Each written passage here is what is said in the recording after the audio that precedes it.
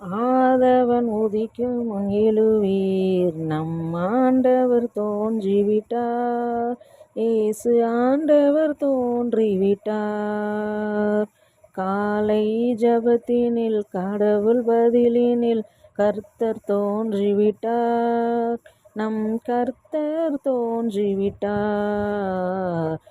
ஆதவன் உதிக்கும் முன் எழுவீர், நம் ஆண்டவர் தோன்றிவிட்டார்.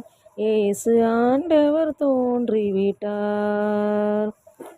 புனித மாமரின் புண்ணியவதியின் புதல்வனாக பூமியில் தோன்றி, கல்லிடை ஓரத்தில் கடங்குளிச்சாரலில் தந்தையின் நடுவினிலே நம் கர்த்தர் தோன்றிவிட்டார்.